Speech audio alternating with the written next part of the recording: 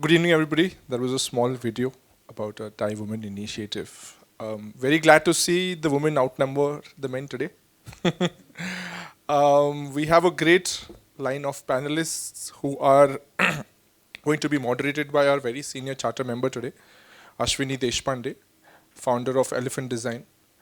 And I request Kiran, our other senior charter member, to address more initiatives that TiE Pune has taken on the women front. Kiran has been a technology professional since '78, and in his founding years, been associated with TCS since 1978. He's been into software and R&D and tech research. Kiran has also been a former TiE Pune president, and is currently an angel investor and advisor and mentor to founders and CEOs of multiple companies. Kiran, please, over to you.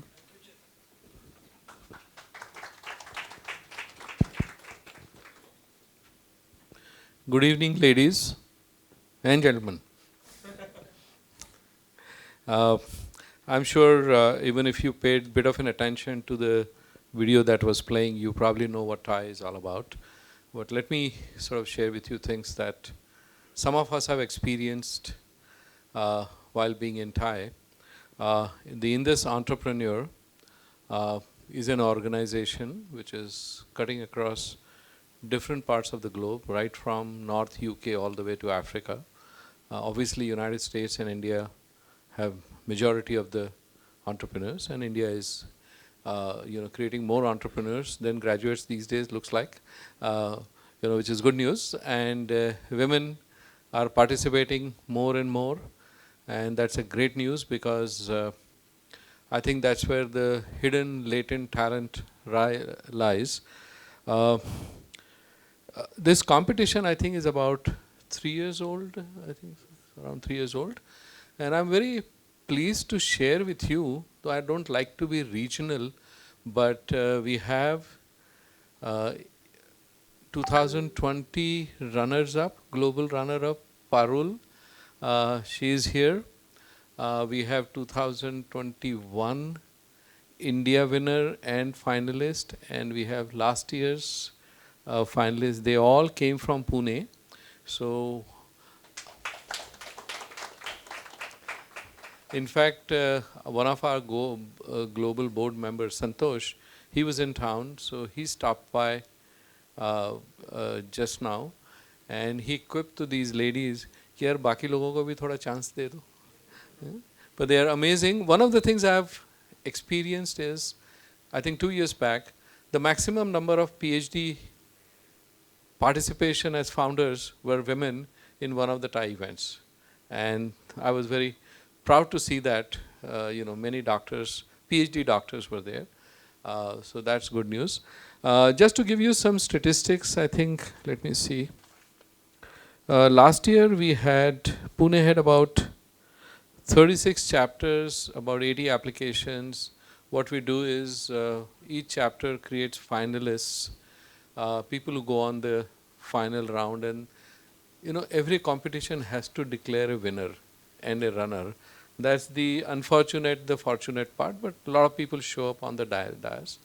And then TiE Global, we have a global conference now, which started a few years back, and it has become one of the largest congregation of entrepreneurs. We had one in Hyderabad, TiE Global 2022. Before that, it was in Dubai. The next one is going to be in Singapore. So truly global, and we all participate. Last year, the winner was from TiE Washington, D.C. The women entrepreneur, the first one was from TiE Washington, D.C. The first runner-up was from TiE Rajasthan. And the second runner-up was from Germany. So you can see that entrepreneurship is truly global, and some of us who have been around, it doesn't matter whether the entrepreneur is from Pune or North Manchester or Silicon Valley, we put the same thing on top of it. I think a year before, We had a winner from TiE Lahore, amazing entrepreneur, and we all still remember her for excellent work that they have done in Lahore. So it's truly global. Very important couple of things which I have learned in TiE. See, the journey of an entrepreneur is hard, full of uncertainties. You have to make calls which you don't know it will happen or not. And many times, good calls don't work out because of the environment in which we operate. All of that. As a founder, where do you go and whose shoulder do you lean on to get input? You are the founder, you are the CEO, you are the C level. There is no place. It's not like employees कि CEO खराब है, management खराब है. किसको complain नहीं कर सकते हो ना? This is the place where we all help each other. And we've talked about charter members. So some of us have been around long enough to sort of get that. So we are all here to give back. I have got Ashwini Deshpande. She is a stellar woman entrepreneur. I think the first batch of NID, Ashwini, the very early batch of National Institute of Design. And her story is incredible. I'll just say one thing. She once remarked to me, बाहर आने के बाद job नहीं मिला तो company शुरू की. And Elephant Design is one of the iconic design companies. So much for that. Ashwini is going to have a panel, and we're going to announce the TiE Pune Women Entrepreneurs Competition. And let me see if Rashmi has given me I think prize are, the winner gets 50,000, the first runner-up gets 25,000, and the second runner-up gets 15,000. But I can tell you, in your entrepreneurial journey, you will need a lot more money than that. So do not feel confident and satisfied if you happen to get into that top 3 circle. That's what would be needed. But the journey would be very important. I think you will learn a lot more from each other. One of the things which we are doing, hopefully starting this year, I am actually responsible for global mentoring initiative at all TiE chapters across the world. Now, once you get to the final in any chapter, we are thinking of providing a mentoring program. We still have to work out the details. In Pune, we run a program called Nurture, which is, and so I can see some of you have been part of, we have started calling Nurture student, Nurture alumni. It's almost like an academic. And so if you get to that point, TiE will provide you entrepreneurship mentoring and training, education, which is very, very important because many times, when I was an entrepreneur, we had no one to look up to. So we made our own calls, made some silly mistakes and all of that. So we want to make sure that all of you don't make those mistakes. And we are starting that program. So winners, wonderful. If you're a finalist, you still get a slot to get mentored anywhere you are from. Ashwini, I'm going to now request you to take the floor and get our 3 finalists, runners, global, everything. Stars. Yeah, stars. Yeah. Stars, exactly. Thank you very much. Thank you, Kiran. Is this working? This is mic working. Audible? Yes. Yeah? Okay. So good evening, everyone. Absolute pleasure to see all of you here, and of course, even bigger pleasure to see the 3 stars that we have this evening. And I'm going to invite them one by one. None of them is of favorite and therefore the first one, but I'm going to go alphabetically. So please don't mind that. So I'm going to begin with Dr. Anuya, and she is the founder and CEO of Serigen Medi Products, an innovation-driven tissue regeneration products company. Being a scientist herself, she's actually led a team of research scientists at NCL, principal scientists at NCL, which is as big as it can get. And then she's jumped onto the bandwagon of entrepreneurship, and we're going to ask her how so. And I'm not going to spend a lot of time in telling you the list of awards that she has won and her company has won. You can find that on the internet. We will use that time to chat with her. And may I invite Anuya, please.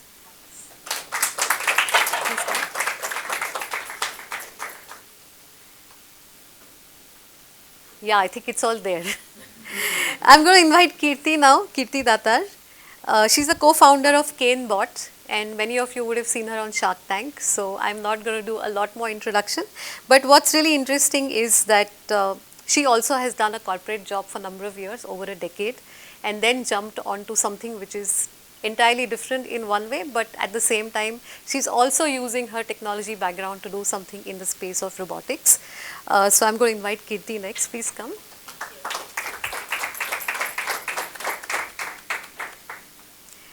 And last and absolutely not the least, Dr. Parul Ganju, scientist, entrepreneur, co-founder and CEO of Ahamune.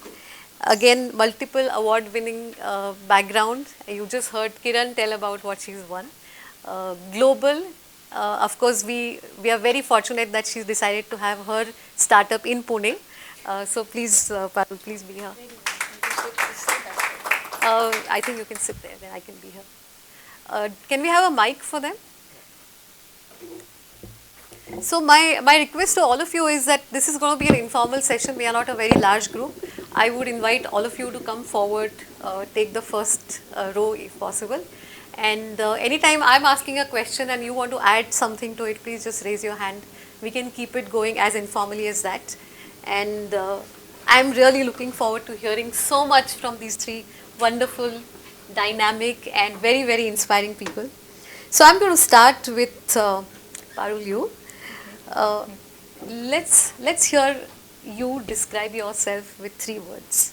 Just 3 words. Okay. 3 isn't it less? Can I use more? I know. We can fill the whole too much. deck, no, I think of myself as a hard worker, a person who is very dependable, and a very strong person. I consider myself these 3, just to name few. Amazing. I can go on. No, of course. We'll hear No, more. no, We'll come back. Yeah, what about you, Kirti, if it's just 3 words? So if I have to tell 3 words, I think one I'll say is I'm undyingly optimistic. I always look at the positive side of whatever it might be. That is one thing. Second thing I'll say is that I'm empathetic. So I can really stand in the shoes of the people and probably connect well, and that's another skill.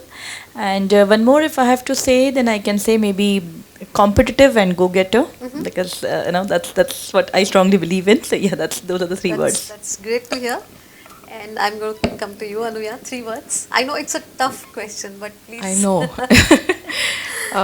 So I think one is definitely committed, and go-getter was one word that I was It's looking okay at. to Yeah. repeat, all right. So yeah, that's the disadvantage when you're doing it the third time. Second is very friendly and approachable. That is something I get very often from a lot of people. And third was again dependable, reliable. That is an adjective that I hear a lot about. So. I think, isn't it amazing that all 3 of them have told us precisely the things that entrepreneurs require, and if any of us have been in their shoes or is planning to be in their shoes, that's really what we need: hardworking, empathy, dependability, optimism, all of that and much more, and of course approachable. I think that's also something sometimes that doesn't come naturally, but I think some entrepreneurs have to make an effort to go and do that. I'm going to now take you back into your early days or childhood.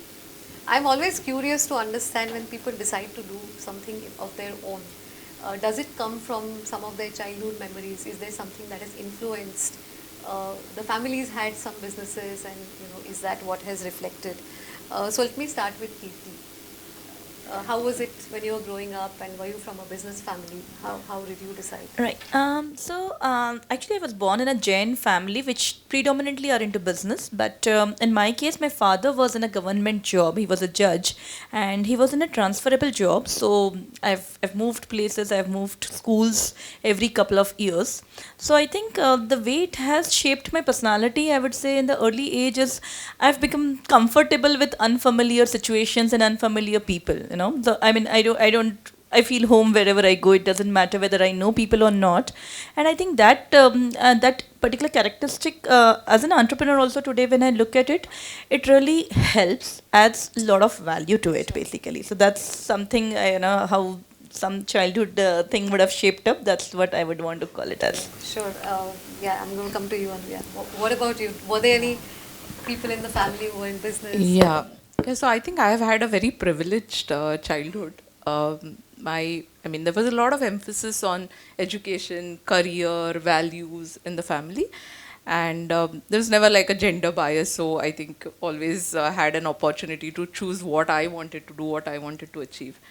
Um, uh, my dad is a first generation entrepreneur. Okay. So he started in 75 with a loan of 50,000 rupees, which was like very unconventional to do at that time. Sure, yeah, loan was not Yeah.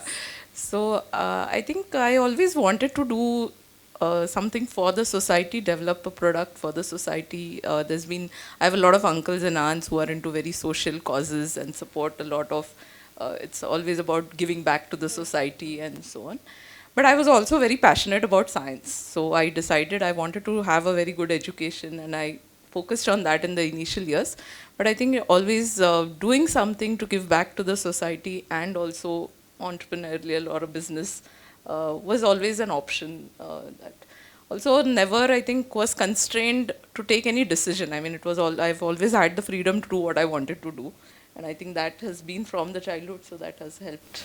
How in the wonderful that you entrepreneurial could journey. put science, giving back to society, and entrepreneurship together. What about you, Parul? Do you come from a business family? Yes, I do. In fact, right from my grandfather to my father, I've always seen business in the family, and I've always seen people creating new things. Not following somebody. I think that sort of got embedded in me because I've always seen my father, especially, not waiting for somebody else to solve a problem and just taking that initiative and worrying about the team members, the sales force more than what he is. So that sort of got embedded in me in a way. And that's why when I was doing my PhD, there was this, I wanted to do something because I knew the science that I was doing would be very helpful for the people. But the pace at which it was happening at the academic, and I'm sure Anuya could relate to it, was not at the pace at which I wanted to work. And that's how that transition from an academician to the entrepreneurial system actually started. But I give a lot of credit to my family background and the way that, just like Anuya, we've been brought up and seen things, people doing things rather than waiting for somebody to do it for them. So I give a lot of credit. This is very interesting. A friend of mine used to say that people from smaller towns, not metros where there is public transport, people from smaller towns know how to get from A to B on their own. And I think somebody who grows up in a business family also understands how that happens. In fact, we were discussing yes. In fact, I would want to add that to it that unlike maybe Parul, I have exactly contrast thought process. I would say because when I was growing up, as I said, I belong to a Jain family, and almost all my uncles and all were into business. But because my father was in a government job, I always felt that I am never going to do business. Because there's so much of instability in terms of financial. Because I could see their businesses go up and down, and on the other hand my father had a very stable job. So almost at a very early age I decided I'm never going to get into business. Two, I'll never marry a person who is into business. I was so clear about it. But I mean, yeah, the life has its own way of surprising you. And in fact, when I married Milan, who is also my co-founder now, we both were working in IT, and that's how we got married. But eventually, I realized that he had a very strong entrepreneurial itch because he has been born and brought up in Gujarat. And yeah, I mean, as years passed, I think I got convinced with his thought process, and here we are now doing our own business. I mean, you took a life pivot. Yes, you could say that in a sense, yes. Right. So, as you started, all of you said your backgrounds about how you thought about your business, and very interesting to hear that the speed at which sometimes things happen in other kind of backdrops is not enough for moving forward. What are the kind of, who's been your inspiration? And that's really, I'm going to come to all of you. Who's been the inspiration? Is it people? Is it some other business? Is it some cause? Has there been something that you always thought, this is where I want to reach? This is the person I want to be like. Have there been any such? Could be from family, friends, other entrepreneurs. We'll start with you. Yeah, I can do that. So for me, I wouldn't say there's any one particular person whom I admired or whom I wanted to be like, but I think every time I interact with people and if I see something or if I admire something, I think I would want to quickly imbibe that quality in me and move on. So it's not one particular person, but probably it's a combination of different people who are successful in their own ways. When I say successful, doesn't mean only in business.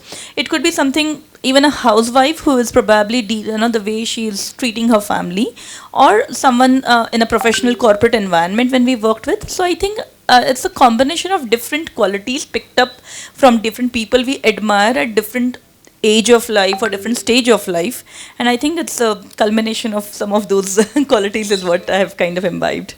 Yeah, Anuya, you want to give it a shot?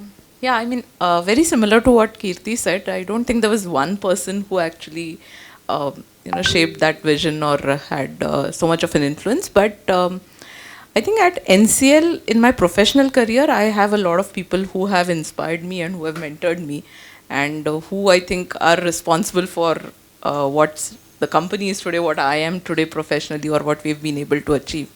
So I think being at NCL environment is very different from other national labs.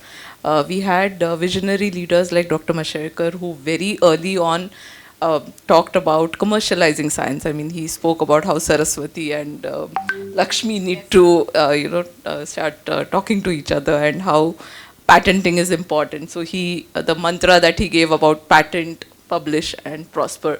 It's like a DNA in the institute over there. So you would look at it. So I think immensely benefited from interactions with him, Dr. Shivram, who wanted scientists to form companies, set up certain policies, worked very early on in 2007 to set up an ecosystem that could allow the scientists to commercialize their innovations and think about it in that direction, right? So I think that has been, and I think I've been very fortunate to work with two immensely talented mentors, Dr. Premnath, who is also my co-founder, and Dr. Ashish Lele, who is my who is the director of NCL now, but he's my PhD advisor.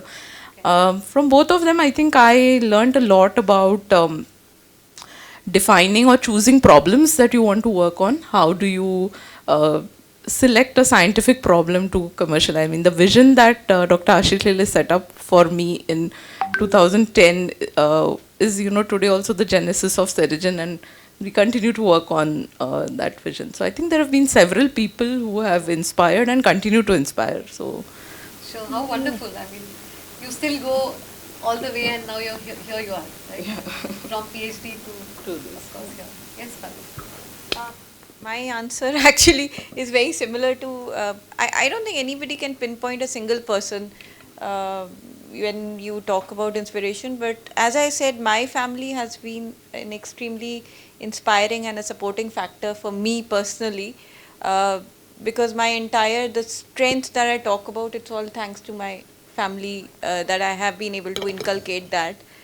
Besides that, of course, I was always had this love for science and entrepreneurship, which I saw people like my own PhD advisor, Dr. Gokhale, doing it. Our board director, Dr. Bhan, he was an excellent mentor for me. Many of the TiE Pune mentor, I've been very fortunate to be mentored by a lot of TiE Pune members as well. So all these people in a way have inspired that where they are, if they can do it, then with hard work maybe I can also. That's all. I think very well said, because it's very rare in an entrepreneurship journey that you can look at one person and say here, I mean, we are not like there's Amitabh Bachchan and everybody says Amitabh Bachchan. So I think you've been very honest, and I really like the answers because you've really internalized and you've learned from so many sources. While we go along the way and you started your businesses and so on, there is always a day of feeling you achieve something, accomplish something, and then there are days when you don't. There are failures, right? I mean, a failure is a part of every entrepreneur's journey, of course every researcher's journey as well, right? Because it's all about exploring and experimentation and finding new things every day. So, and it's very easy to hear people say that, failure is the best learning, etc. But on that day when things don't go right, it's not the greatest day of your life, right? So when you reflect back, how do you feel about those days? I'm sure you've all been through some of those days, and I'm going to again start with Kirti. Honestly, yes, of course, failure is hard. Honestly speaking, failure hurts. No, I mean, I wouldn't say that it doesn't hurt. I mean, in the hindsight, then we can say, okay, I learned this and I learned that. But at that moment, on that day, certainly failure hurts. And I personally feel that I should allow myself to feel hurt. It's okay. I don't really want to get out of it. If I'm feeling bad, I am feeling bad. I allow myself to be in that state for a while. That's one way.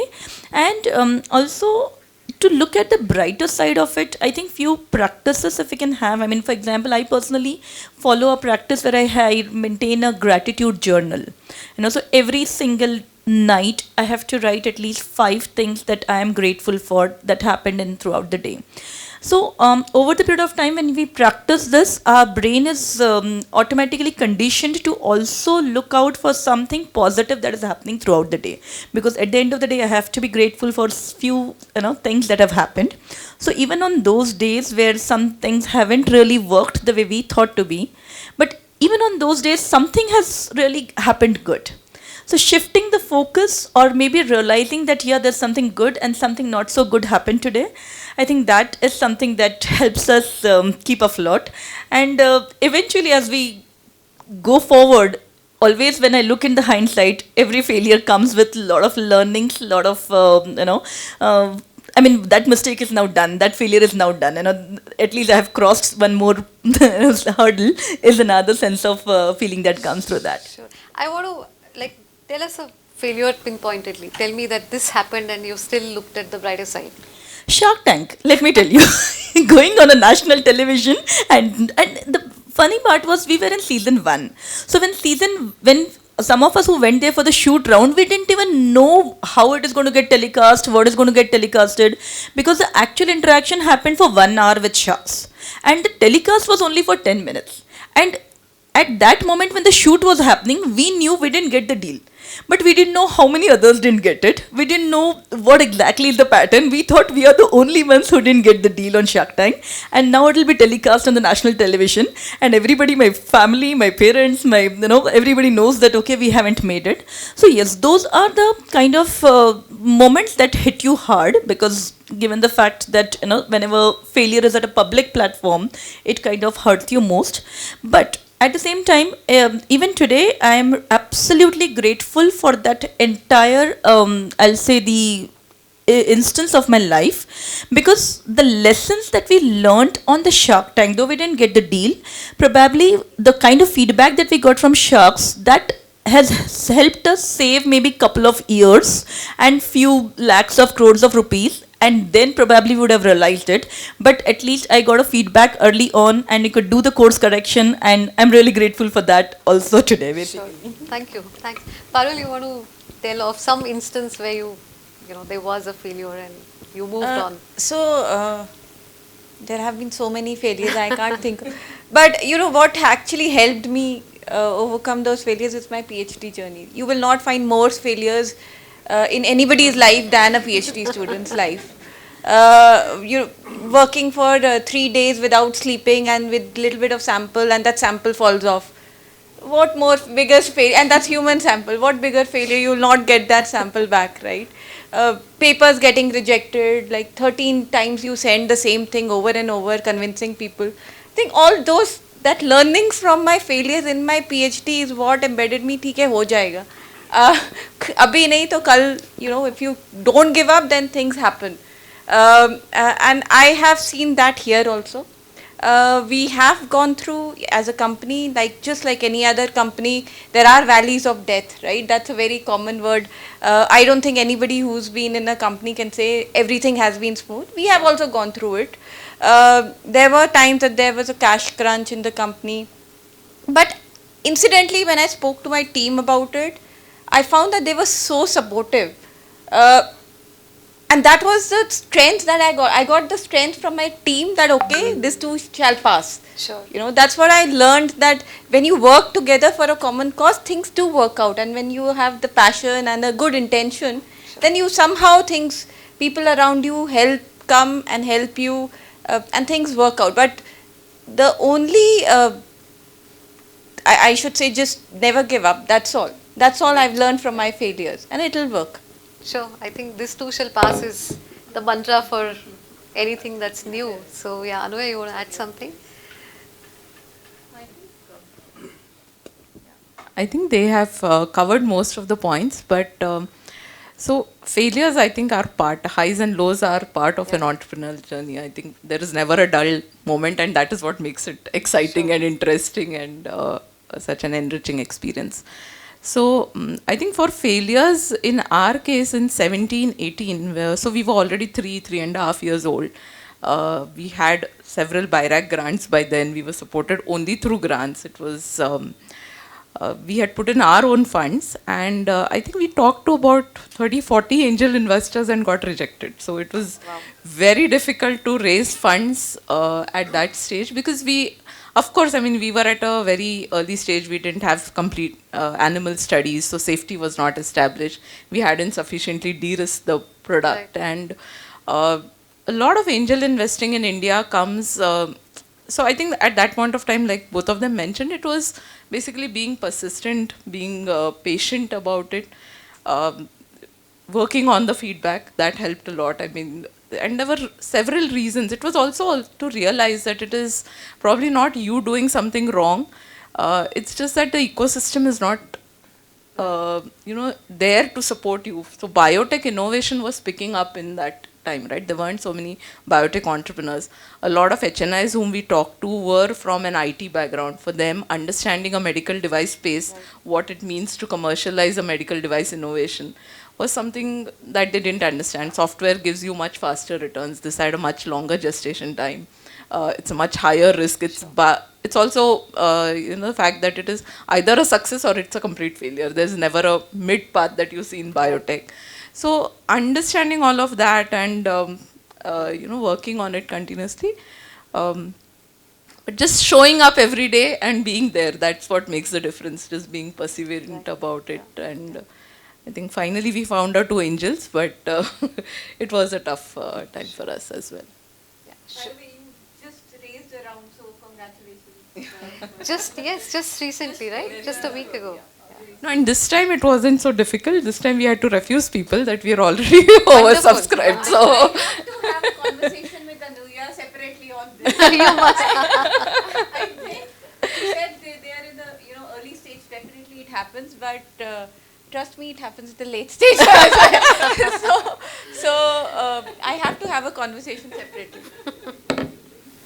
Yeah, you have to connect on that. So, I heard you all say that there are situational failures. It's not like you have done something wrong or you intended something or you didn't do enough or whatever. There are situational ecosystem. The universe sometimes just conspires against you and so on. But then there are some failures because of decision making or bad decision making as well. How do you make your decisions? What are those, what are those North Stars that you look at and say, this is how I make the decisions and this is how I'll stay on course? We'll start with you, Anya. So yeah, I mean, decisions, we do have an analytical path that we follow. I mean, typically in your journey, you'll actually come across a lot of times things that you have never heard of, or things that you have to do for the first time. It's a judgment call, but I think the way we look at it now is we first do our research on Google, try and understand what the Silicon Valley startups have done, what the Indian startups have done. So do that research. A second level of thing that we have, we always, before making any major decision, is we talk to a lot of mentors. I think Venture Center has a good ecosystem. So does TiE. So we have focused a lot on getting advice from seniors who have been there, done that. And the third is talking to peers. A lot of times end up calling Parul or end up calling some other entrepreneur who is at a similar stage, who have probably seen a situation like this and have taken. And then do a chart of pros and cons. That's how I do my decisions. Look at what are the pros about doing a particular activity or not doing a particular activity, and what are the cons, what does it mean in terms of milestones for the company, or what is the expense that it is going to cost the company, what if that does not happen, what should be the plan B, and so on. But I think having said that, you will still end up making some of the decisions which don't turn out the way you expected it to be. Sure. But yeah, then you just figure out another different path and That's a part, yeah, that's a trigger part in your process. plan B to take over. So Sure. yeah, that's how. What about you, Kate? I think I have a slightly different take here. I take a lot of my decisions based on gut, to be very honest. I mean, of course, there's always data that gets collated, that gets collected.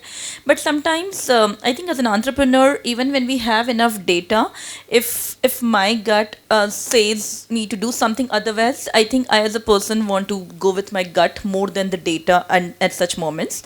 And of course, as Anuya said, another important aspect is talking to people. Of course, talking to mentors, talking to even friends who don't know much about our business, because getting a perspective from a neutral standpoint also sometimes help. So all this is a part of the data collation, but end of the day, do what I feel right, because sometimes there's just not enough data to actually arrive at a decision. And at that point of time, we can't get paralyzed. We can't feel that this uncertainty is stopping me from taking decision, because if I don't take decision, that is also a decision basically. And inaction is also an action.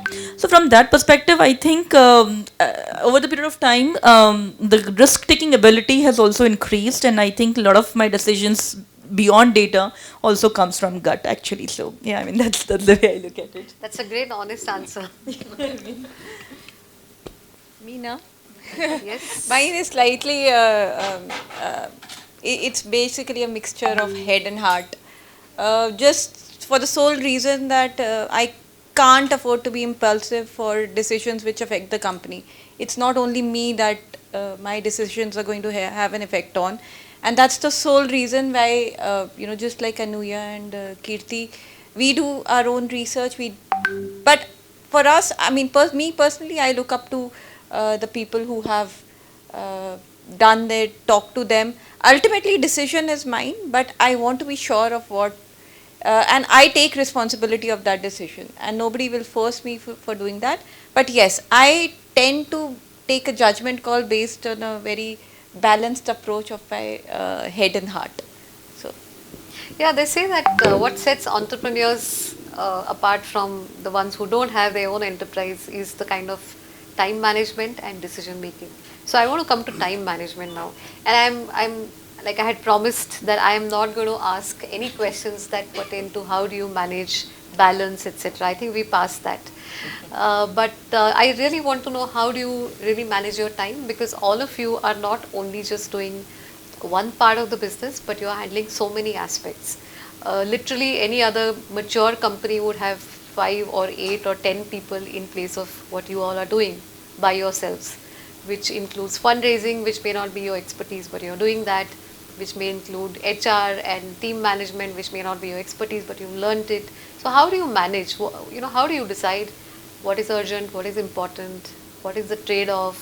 How do you manage your time? I'm going to start with Parul. wrong person to start with, still learning. Yeah, the simplest answer is that, as I said, I am still learning. But I do delegate work. I do trust in people whom I delegate work to. And I know what is my expertise, where I need to come in. Some things like fundraising and all, I know what I can do, others cannot do. So I identify my own pros and cons and do work based on what is currently most important. I normally start my day with just writing what are the activities I need to do during the day, what can be delegated, what I have to put in my efforts in. Of course, new businesses, young businesses, something or the other comes up during the day, but I ensure that everything that I have written during that day is over before I go to sleep. But as I said, still learning. Sure. Yeah, Kirti? So yeah, again, honestly, have tried various ways to organize the day, but no matter what, there are still things that come up unexpectedly. There are things that come that are urgent that you have not anticipated, and suddenly they are also important. So yes, there are always slippages. There are always too much of work to do. But then I think. That's what it is in early years, because probably, as you rightly said, we are the ones who are wearing a lot of hats, trying to do fundraising, trying to look at the product development, trying to look at the team members. So yeah, I mean, the one thing that has helped is probably keeping a couple of hours in a day where that you will be able to address to some unexpected things. So having that dedicated couple of hours sometimes helps, and if nothing helps, then late nights always works. So The honestly, day never ends, the right? day never ends. Yes, there's always couple of more hours left at the night where you can still go ahead and Sure. do those things. But yeah, honestly, it's still a long way, because I think unless we are able to have a proper team and all, we think this jugglery is part of our life, and we do what best we can do. What time do you all start your day? I am a nocturnal. All right. Yes, I don't know about the other two. Parul doesn't want to answer. What do you mean by day and night? Yeah, exactly, that's what I said. Wow. There's no such thing as day and night. इस रात की सुबह नहीं. So the day doesn't end, so Sure. Anything on time management, Anuya? Again, I know you also wear so many hats, so how do you do Yeah. that? No, I think like Parul mentioned, it is up to you to first identify what is the priority. So there are certain things which you just cannot delegate and you have to do it by yourself. But to delegate also, you need to have the right team in place. So I think me, Swati, we invest a lot of time in interviewing people when we hire them. We typically have 3-4 rounds of interviews. We look for people who are very self-driven, who are motivated, who align with the company's because only then can you actually trust and delegate the work. So I think hiring the right set of people has been one of the things that we really focus on. We do our interviews, multiple rounds of interviews, some personal interviews, first online interviews, and we take our time before we hire. I think that helps a lot in prioritizing and delegating your work later on, and in time management. Yeah. So I'm going to come to you, Parul, for the same answer. How do you get your team in place? I think we heard it from Anuya, and 5 rounds or whatever, multiple rounds. How do you get a good team member? See, technical skill is definitely one of the major things that we look at. But besides that, techniques can be taught to anybody. Even a graduate can learn. I mean, 12th class, not to undermine anybody. But moreover, we look at people who would gel well in a team. Small companies are more like families. We are all involved in everybody's life, so we want to maintain that because that also helps in the work environment. We want to maintain that. So people's personality, people's ability to gel with the team members, adaptability is something which we definitely look at besides the technical skills. But end up hiring 1 or 2 wrong people also. But overall, the experience has been pretty good in getting the right set of people. Plus, the advantage is like a person who's not dedicated and not passionate will not join a smaller company. I call it an advantage and disadvantage. If somebody is very ambitious, I just want to earn money, they will not join a company, any startup. Why would they want to come to a company which will pay them much less and with the dreams of ESOPs and all. So that ways we also get people who are dedicated, want to contribute in some way, and that also helps in the hiring process. Sure, that's a good point, yeah. But there is also this whole stream of the IIMs and so on wanting to join a startup. So I guess you'll get some of those as well, right?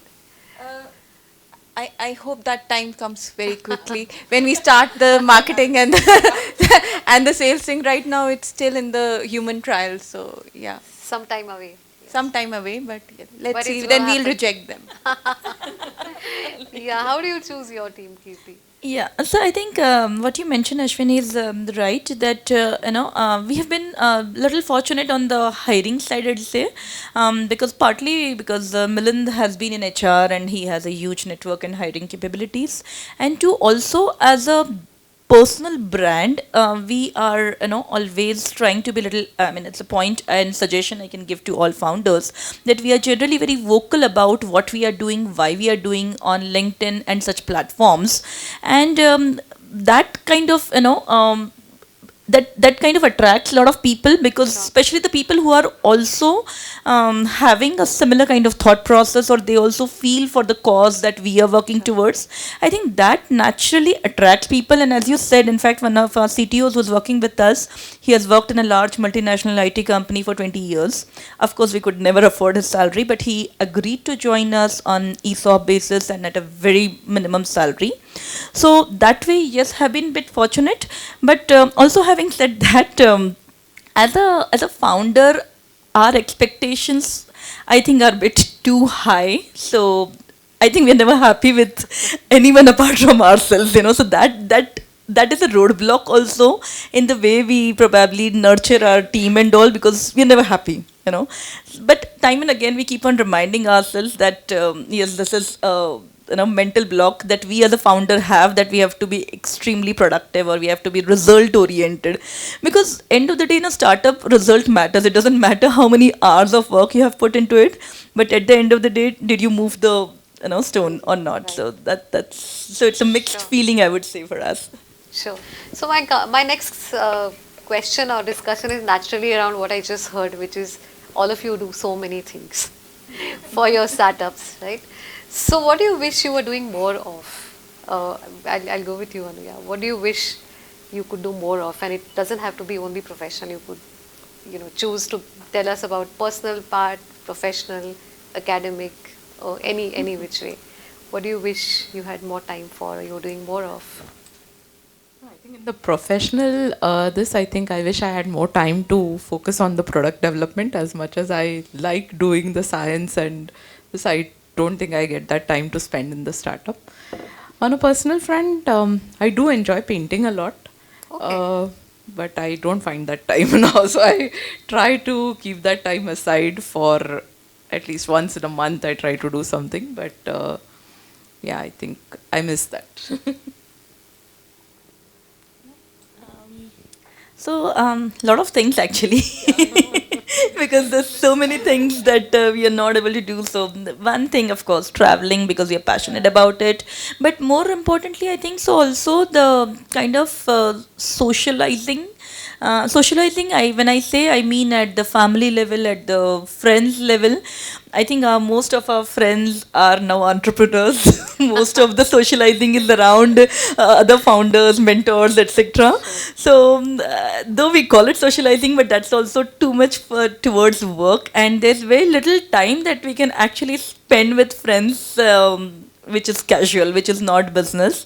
So I think that is one thing which I feel that if I have time, I would really love to do more of that, basically. It's linked to work only, but I love working on the bench, doing experiments hands-on. I don't get the time right now to do it, though I still manage to steal a little bit of time, but that's something which I really want to do. That's sort of for me, it's a stress buster, doing experiments. And yes, I also would love, I mean, I'm an avid reader. I'm not getting the time to read a lot of bucket list books. I would like to do that. And finally, of course, that I guess or any entrepreneur would say, would like to spend a little bit more time with the family and friends. And that's true with everybody. So that's a universal answer you will get besides the Sure. other.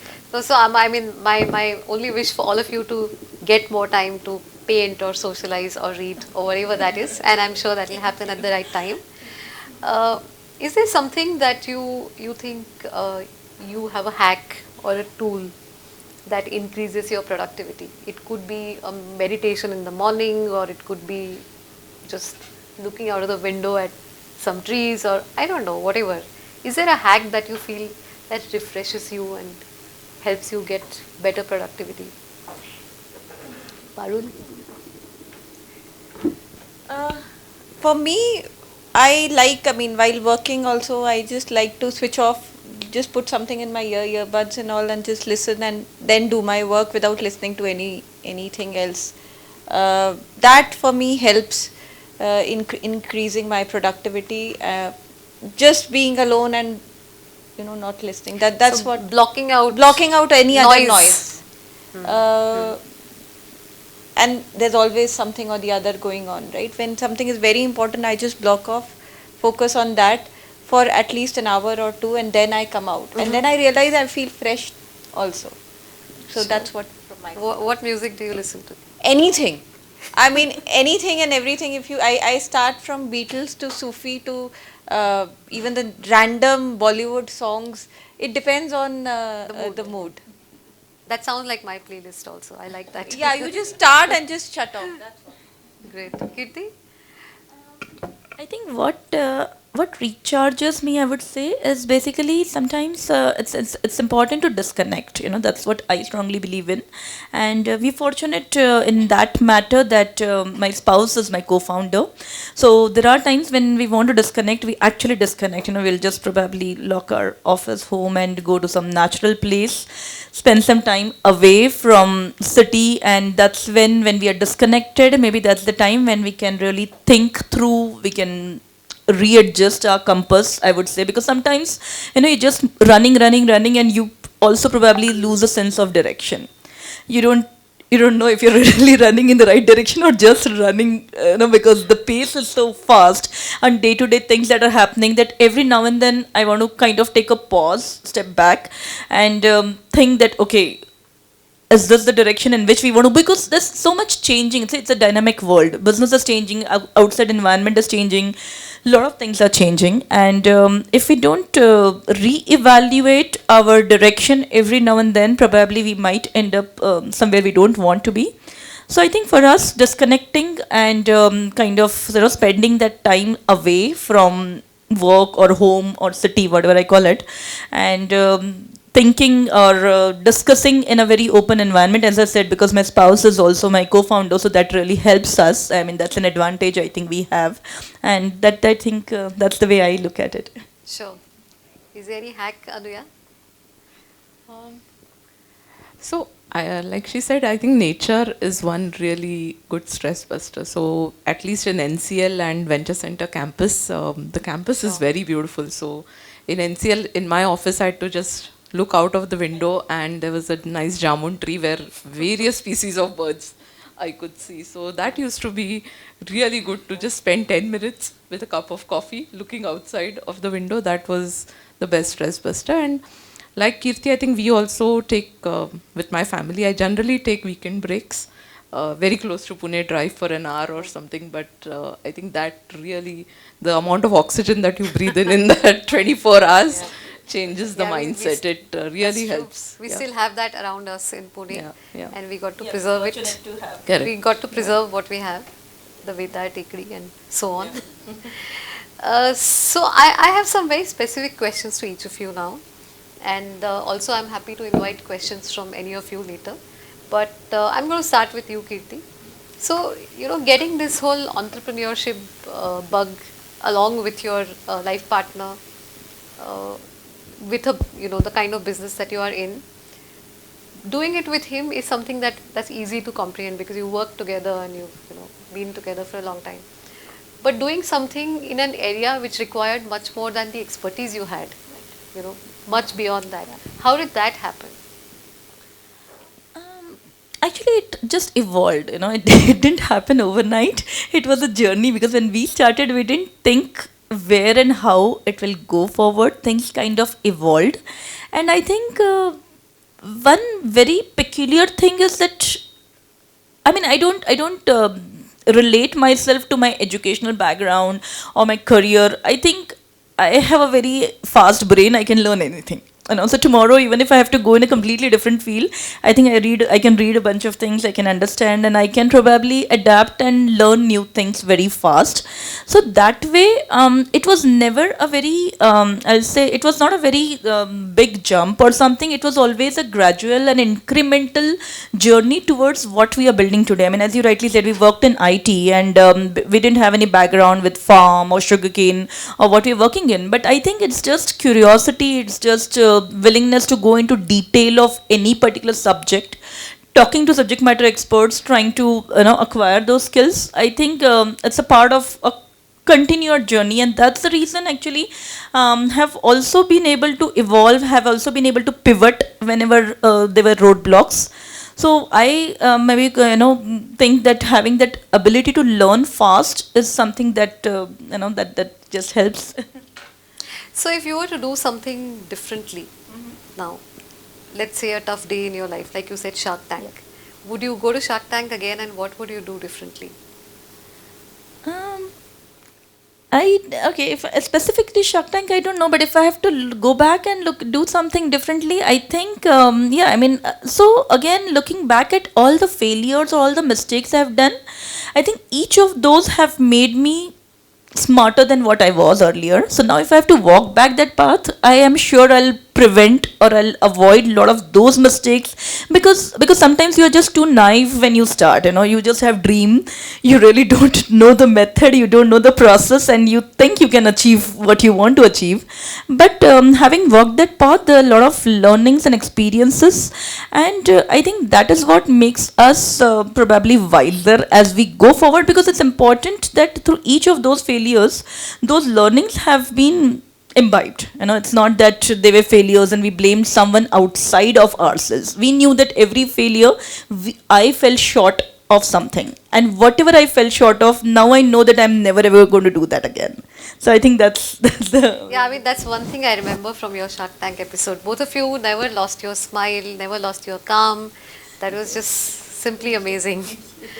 Anuya, I want to ask you something very specific. So you were at the top of your game, head scientist, principal scientist at the department in NCL. It's probably what research-oriented people dream of. You were already there. So what was that trigger that you said, no, I am going to step out of that and, get on to a new journey? Um, yeah, so I think I did both the things parallelly for close to 5-6 years. I was continuing as a scientist at NCL while Ceregen was also set up in 2015. I think in 2021 it was kind of getting unmanageable. I was at least writing 3 or 4 emails starting with apologies for the delay in getting back to you. And so I think it was time to choose between the two. I mean, although Swati had done a brilliant job till that time, she's been full-time since the day one. But so I think made that list of pros and cons, realized that I've done pretty much what I wanted to do as a scientist. So had an opportunity to do a lot of different DST projects, DPT project, worked with the industry, trained PhD students. So just felt, the path at Ceregen was much more challenging, had a much more exciting journey ahead, would provide an opportunity to learn a lot of more things. Just thought it would be more exciting life with much more unknowns there compared to what NCL Sure. this was. So And it has been that? it's been a very short while though. Yeah. I've just joined Ceregen full time on 1st Jan this year. So So it was a parallel journey all along. till now, yes. Okay, So yeah. So just a small question. I mean, it's never easy, right? Every day is a new challenge and so on. So what makes you really happy now, right now? Like tomorrow you go to work, what will make you really happy? I think the biggest satisfaction in this entire journey has been when we have seen patients benefit from the product. I think that the pleasure that gives, Sure. I don't think anything else can give. So when we have patients come and tell, we used your product and the wound has healed beautifully, there's nothing better than that, and it makes the entire journey worthwhile. So Sure. or when surgeons say that we use the product in the surgery and the bone is formed really well, the return to functionality for the patient is very good, and I'm very happy about it. So It's all you worth it. really, it's all worth it. It makes you realize that you have made a difference, and I Sure. think that is what this was all about. So it makes Wonderful. sense. I'm going to come to you, Parul. So research, as you've been involved in, is it a solo game or a team game? And how do you distinguish who's the innovator, who's the inventor, who's done what? Research is a team game through and through. Nobody can do anything alone, and that's true both in the academic as well as what we are doing in the company.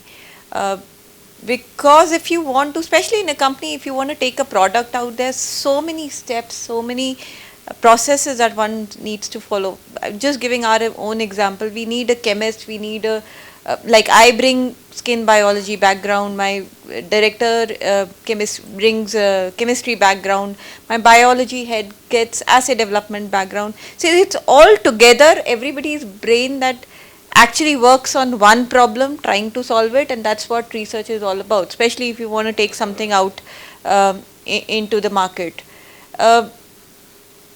At least in our company, we are very clear. We give credit to the to anybody who's where credit is due.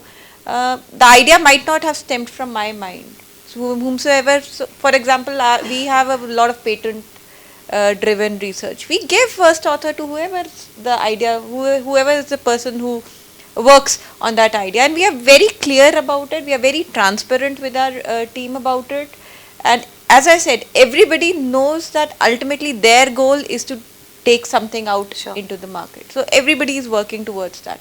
So transparency is what we tend to maintain all throughout the time since the time we've started actually. And is that very tough to maintain, or it's a norm? Not at all. Not at all, actually. I mean, if you're honest, I think the easiest thing is to be honest. You don't have to think twice before saying anything. That's absolutely well said. So I want to go very specific to what you're working on right now. So, you know, around the world, there is this whole movement of accepting yourself as you are, right? I mean, your color, weight, shape of the face, eyes, everything. Yes. And on the other hand, the weight loss products and fairness products are selling in billions around the world. You're working on a very specific condition right now, which is vitiligo, which is not life-threatening, but has a huge social stigma, and it could literally be life-threatening because of the stigma.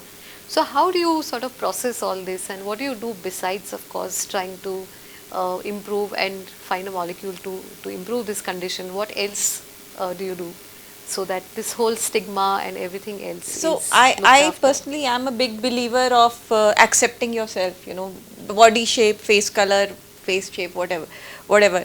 Having said that, the problem that we are working on is a problem which not many people understand. It is a disease at the end of the day, which might not kill a person, but it affects a person so much psychologically that I've seen people come in front of me and cry.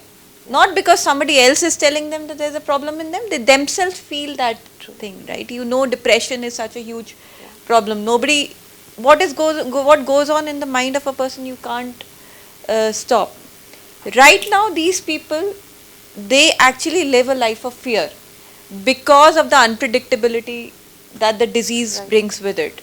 People don't know when or where a new patch will appear and their appearance is going to change. It is that unpredictability that instills that fear and psychological stress in them. While we are working, we have webinars, and I personally talk to people, whoever calls me, to remove the myths associated with it. We are working to give these people a choice. As of now, these people, whether they want to accept themselves, whether they don't have a choice but to accept. Right now, yeah. Right? So we want to give them the choice. We are absolutely okay if you are okay with your disease, but let us give you a choice that you can get treated. Sure. And that's what we are working on. And that's the choice that we are giving them. Sure. So I think that's a good way to look at it, because it's not just the skin condition, it's the mind as well, and that also needs to be treated. So in fact, you know, right from after COVID, the perception of health has changed a lot. It's not only physical health that I want to be disease free, right? But it's the mental and the physical health that constitute a healthy person. Right. And so we have to work on all these aspects. That's why meditation and a lot of wellness programs now starting up, especially, and that's the understanding which I think that's the positive thing that has come out of COVID. You know, mental health is as important. Is recognized at least. Absolutely. Yes, true. So I'm going to ask each of you some rapid fire questions. We've had a bit of serious discussions. We've gone into some of your failures and your learnings and your understandings, and I think you've all been very, very open and honest, and I'm sure all of us have learned many things. Uh, the rapid fire is not going to be that serious, so if you all are ready, I'm going to go for it. Uh, each of you has 5 questions, and and I'm going to start with Parul, if you don't mind. Why? Okay. No, it's fun. So there's no right or wrong, okay? Except one question, there is right or wrong. All other questions for you. One startup jargon that you dislike the most. Unicorn. I hate the word unicorn. Oh my god. You're not going to believe my next question. Anyway. Languages that you speak fluently. English and Hindi. Unicorn has how many zeros? That's why I hate it. See? That's the reason why I hate it. Because I don't even know the number of zeros in it. So. You will know in good time. So we'll hope for that. Which world record could you beat through your research Through my research, or through your enterprise, through your startup? I think I'll beat the world record that I'll set up a record rather than India can generate new drugs. A country like India, which is always thought to be a generic capital of the world, can take out new drugs. That's the perception that I want to change. Given a choice of being born anywhere with any gender, what would you choose? Delhi girl. I love, that's where I've been born and brought up, and I won't change a thing about it. So we are fortunate to have you here. Even if you're born in Delhi, yes. I hope you choose Pune as your place of work. Anuya, I'm going to go to you next. So you can drink water if you want.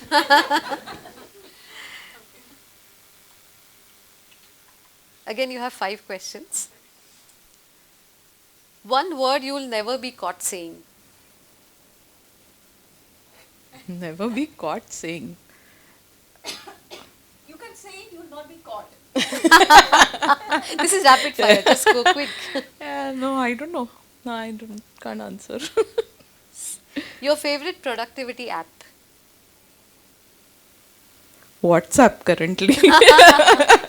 Yeah, we all are students of WhatsApp University. Yeah. If someone made a movie on your life, who should play your character?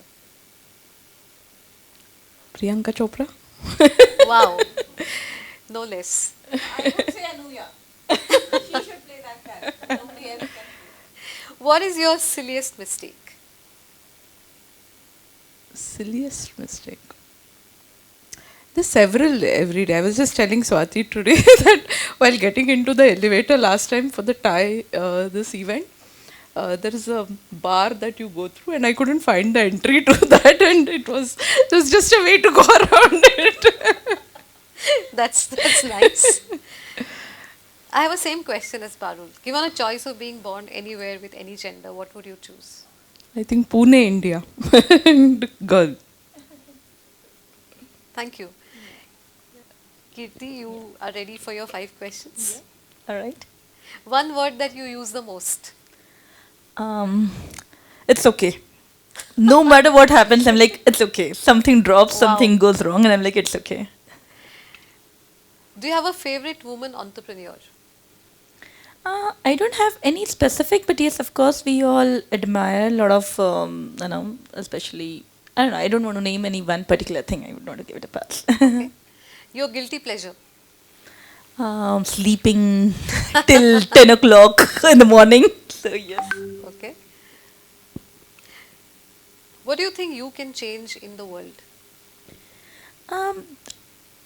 I think that each of us have capability to make this world a better place than what we got it as. And I am onto it.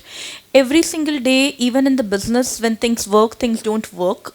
The only way I keep myself going is I want to utilize my potential to make this world a better place. That's the way I look at it. And being in the business of natural beverages, certainly contributing or making healthier options available to people to impact their lifestyle in a positive way. That's the direct thing that I'm working. That's the part you'll change in the world. Sure.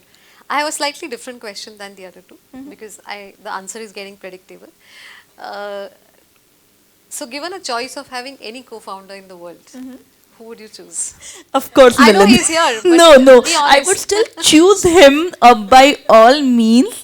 The reason being, in fact, I would choose my spouse to be my co-founder because I think our relationship as spouse have also become so interesting because we're working together. Otherwise, I think after 15, 20 years of marriage, there's anything that you have to talk to each other. And we every day have so much to talk because there's so much happening. So I think I would still choose my spouse to be, and of course Milan, because we do have complementary at the same time, very comfortable working with each other. So yeah. Wonderful. So that's great. I think all of you did great for the rapid fire. I have just one last question for each one of you. It's the same question, but I know the answers are going to be very different. Uh, what next? What happens in the next 365 days? And I'm going to start with you, Anuya. I think we're going to ramp up our sales revenue significantly. Sales is something we have not done so far. We've just launched our first product in the market. Baki clinical trials and all that, I think we know how it works and we'll get that done anyways. But sales is what is something we're learning and really looking forward to So ramping up in the in next this, 365 days, you see a big change happening in the on sales that revenue. front. Yes, Okay. yes. Okay, great. Anuya, you can pass it to Kirti. I'll answer this in two ways. One is yes, we are eagerly looking forward to move from pre-revenue stage to revenue stage because pre-pandemic we were making decent revenues and pandemic came and our revenues came down to zero. That's when we pivoted. So at this stage, the tech solution or the machine that we are building is ready. So one, yes, moving from pre-revenue to revenue is an important milestone, and also extremely excited about bringing the machine to the market, to the customer, because we have been working on it for the past couple of years, and for the last few months a lot of factory trials are going on. Can't wait to bring it to public and see how consumers are going to react to it. Sure, next year when we meet, I hope there's one outside. 100%. Yeah, Parul, what happens in the next 365 days?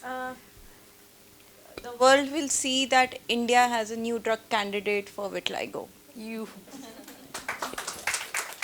All right, so that's great. Thank you so much. You've all been very sporting for my silliest rapid fire as well. And I'm going to open it out. If there are any questions, we don't have a lot of time, but we can take a couple of questions if you have to all of them or anyone specific. Please raise your hand and we'll try and get you a mic. Yes, yes. You want to just pick a mic?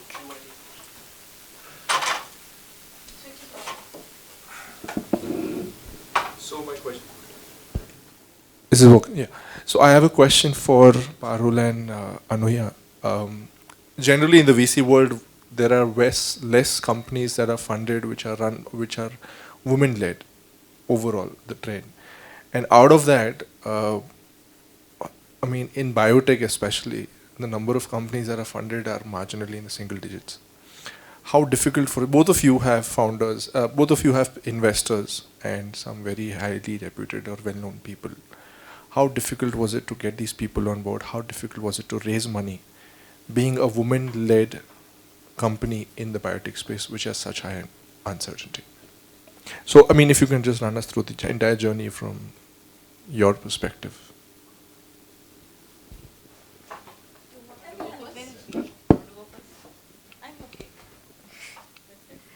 I mean, I don't think biotech companies, specifically women-led, would make a difference. Biotech, anyways, nobody wants to get into it, especially in India. So forget about woman or man, okay? And that's something which you will see.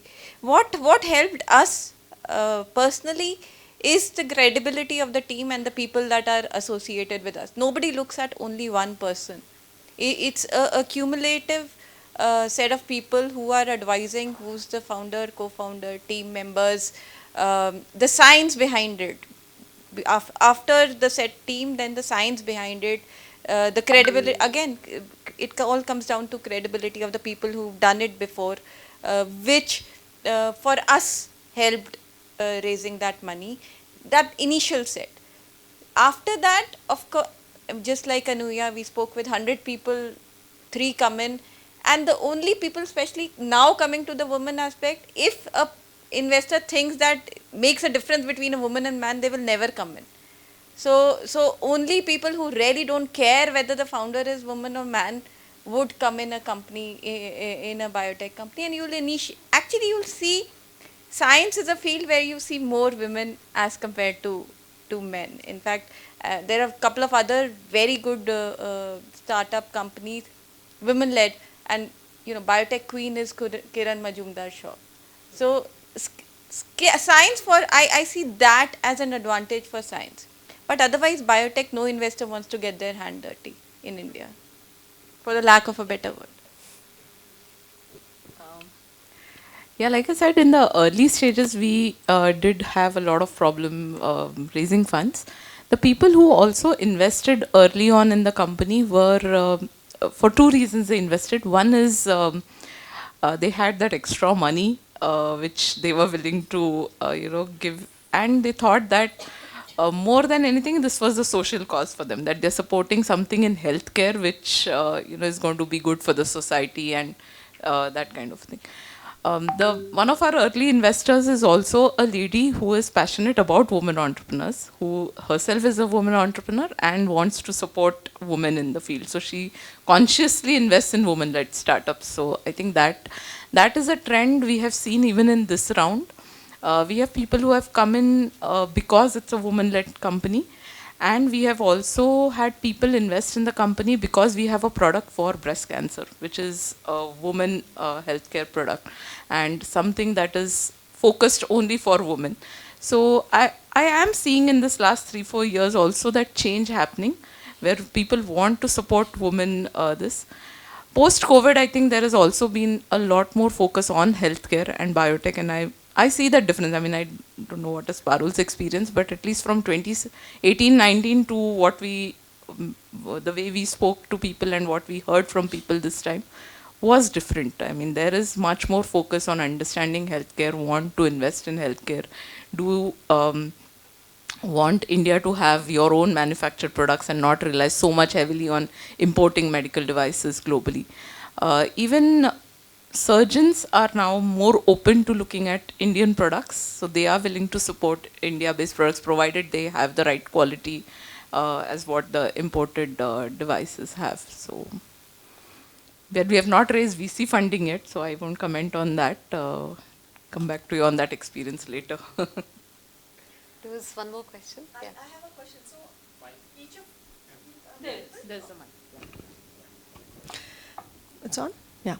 So I am actually curious to hear from you. How did you, each of you, zero in on what problem you wanted to solve, right? Because there were so many problems that you could have solved with your expertise in your specific fields. Also, there could have been so many variations of products. But why this particular problem? How did you reach that decision? For me, I'll give the quickest answer. It was my PhD problem. I worked on it during my PhD. I think that's the quickest answer. I knew where my expertise lies. My PhD is in skin biology, specifically on pigmentation. So it was pretty easy. I knew the science behind it. I just had to translate it. Easier said than done. But that's how the problem identification for. I actually interacted with a lot of patients who cried in front of me. That was the motivation for me to start. Right. So to be very honest, you don't go hunting for the problem. It's basically something that that you face yourself also as a problem as a consumer. I mean, in my case, let's say sugarcane juice is what we decided to organize. So I think we didn't think, okay, I have problem 1, problem 2, problem 4, which one should I take? No, it was not that way. It was basically something that you have your inclination towards. In my case, there was a farm connect because of my father's farming background, and my sister being a doctor, I understand what is nutrition, what is good and all. So those things combined together at some point of time, it just kind of we got gravitated towards sugarcane, and the thought came that if someone could take a cup of coffee and make it as aspirational as CCD or Starbucks, why not sugarcane juice? So I think all of us have a journey, and maybe you are gravitated towards something and you remain there for a long time. I mean, see, there are throughout day in and day out we see a lot of problems, but you don't remain stuck to that problem for a long time. So if there's some problem that is stuck in your mind and you are continuing to think about it for 1 week, 1 month and 2 months, then I think that's the right path that you want to walk, is what I can say. Yeah, my answer is very similar to Parul. I did my PhD on silk-based materials. And I think the vision that we had very early on was, I work with silk. So silk, India is like the second largest producer of silk. And we have a very mature sericulture industry in India where we have silk farmers, we have a silk board and so on. But the silk thread can also be used to stitch wounds, and this is ancient traditional knowledge that we had, and there are many companies globally who make these silk threads for suture kind of applications. But in contrast, our medical device industry, we rely heavily on import. So this was actually the statement given to me by my mentor before I started my PhD, that we have a very mature industry, which is sericulture. We contrast to that is our medical device industry, where we are relying so much on import of medical devices. And this was way before Atmanirbhar Bharat and self-reliant India became a very fashionable word. So the idea was, can we actually connect these two sectors? And that is where I started my PhD also, and I think it just evolved beyond that, that tissue regeneration is the field where we want to continue and do it. Actually, technology-based startups are very often PhD or research. Right. You become deeply aware, you get ideas and it forms. Yeah. I think it's also true, Ashwini, of specific domain verticals where people work and they start problems. My name is Ajinkya Deshmukh. I'm from Lokmat. My question to you is, I rather start with a statement. If there are two words that actually form a thread that binds what you do is research and innovation, but one has to face the issue of marketing and creating a customer base, finding stakeholders. So, what are the innovative strategies that you've researched to find that customer base and increase it as you go along your journey? I think probably it's too early for it's too early for two of them maybe, but Kirti has probably So, I mean, been we've done closest. our revenues, that is true. But I think the answer would vary again from each stage, because what I've done earlier, I mean, innovation is something that truly we have done now when we have built this robotic machine, which we believe that, can take sugarcane juice to places and gives it a different thing. But I mean, I think getting that product market fit, what we talk about, wherein understanding what a customer is seeking for at what price and making it available by innovation, by whatever strategies you want to apply. I think that is the only way, and I think that is what, as an entrepreneur, our entire journey is about, because finding the product market fit at a certain level, then again when you want to up your game. So in our case, when we had semi-automatic model, we had achieved a decent amount of revenue, but then we couldn't scale beyond, and we realized what were the challenges in now reaching out to new customers. And now you go about finding out another way of solving the same problem. That's where you innovate, you pivot, and then you, so I think it's a continuous journey that will go on forever. It's the never ending journey for us. Yes. First of all, congratulations to all three of you. You've done wonderful, done us all proud. This is a slightly different question from the way this conversation is going, and we have raised it earlier also. There is a stereotype of entrepreneurial woman, and typically in all communications everywhere, not only here, it's always a 28-year-old girl who is in MBA who's wearing a skirt. And so, how would you comment on that, Steve? I mean, you are a successful women entrepreneur, so anything you can say about that? I think by their being here is the answer really. I don't know what. So none of us fit that particular category what you just talked about, maybe. Yeah, I mean, I also, I think today consciously avoided asking the obvious, and I think we passed that. So I have a slightly different question. If we can move on from that, how tempted would you be if you get a huge offer from a, you know, pharma company or whatever other company? What is the exact time that you feel that okay, we can now let go and cash in? Would you do that? I mean, it's like now your complete baby. Would you be able to at some stage? Yeah, sell off the company. You will get an offer, say 7 years hence, 5 years hence. You will get a very tempting offer. So, what would be that exact time that you can, let go? Are you giving us an offer? Are you giving us an offer? Then you That's like a true business person. पहले offer दिखाओ. Yeah, tempting offer is a very फिर subjective. बात करते हैं. see, there are multiple things. We have every like just like every company, founders owe it to the investors to give it back to them. Besides the product that is going to be there, if that's why a decision to give up a product or a company is never giving up.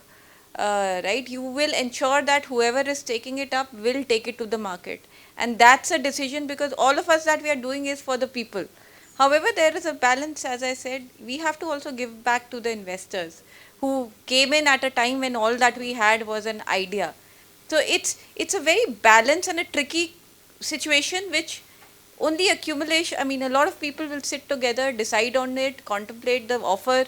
As I said, give me the offer and then I will talk about it. But as long as one is sure that the company is not killing the product, not killing the company, I think it's okay to sell it. And we, as scientists, we have several ideas. We can set up 10 different companies, set up 10 different products out. If we can do it once, why can't we do it more times, right? Absolutely, absolutely. We owe it to a lot of people who have believed in the company, right? So that's why I say. Those who acquire won't let the founder go that quickly. Yeah. There's always. Never happens. Again, give me the offer. All right, I think on that note, we'll end the session. It's been, I think we've overshot the time quite a bit. Thank you all for being here, and I know they kept you engaged. So thank you so much to all of you. Thank you.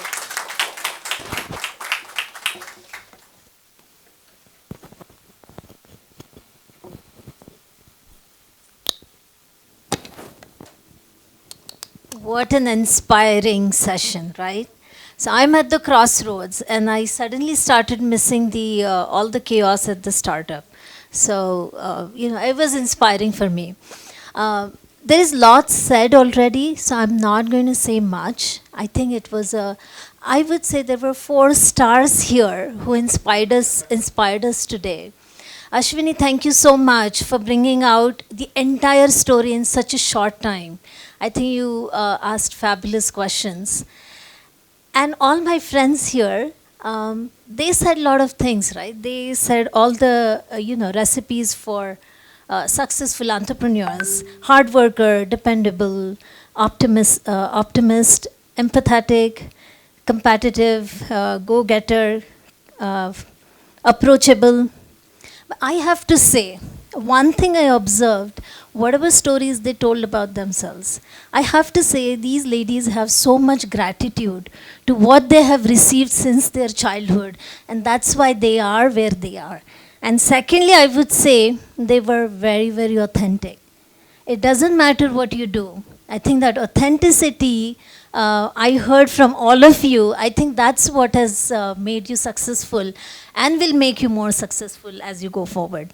I would end at that, but thank you so much. And can we give the,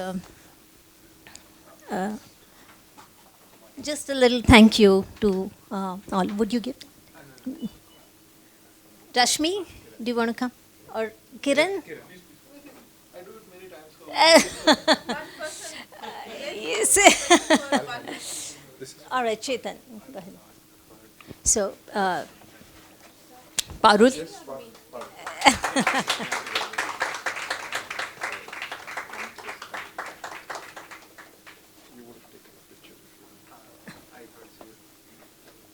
Are we taking the pictures, Rashmi? Yeah.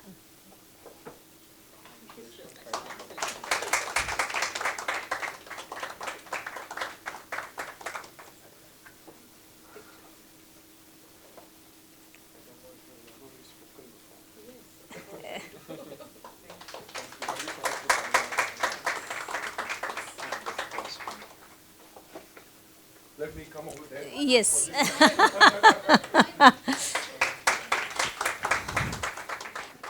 And can we once more have really a big round of applause for the panel?